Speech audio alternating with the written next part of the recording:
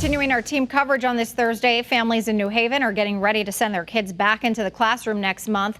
But what can they expect when they finally return? Channel 3 New Haven Bureau Chief Matt McFarland is live with the mobile newsroom in the Elm City with all those answers. Matt.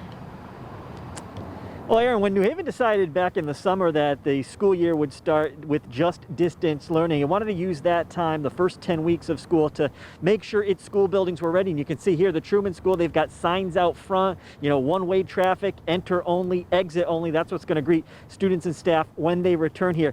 And the school district says they've been taking that time to make sure their schools are ready to go. And come November, they say they will be.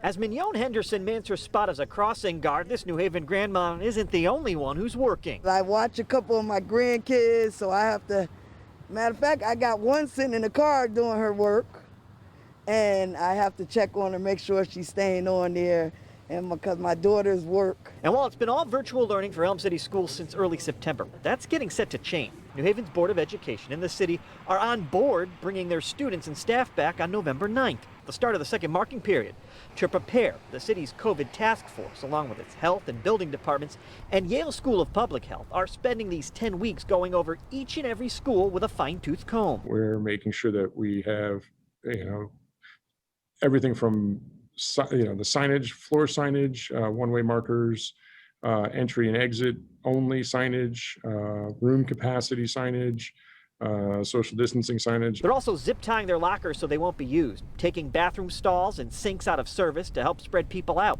They've inspected and evaluated all their heating, ventilation, and air conditioning systems, and they tell us they're adding air filtration systems as well. We have them installed in about 7 schools currently, just because they arrived earlier.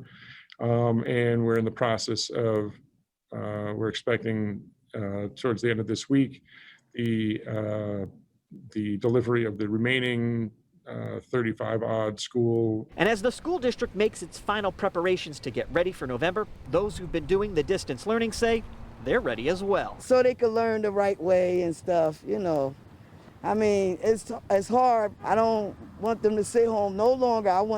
I'm mad they pushed it back, though, till November the 9th.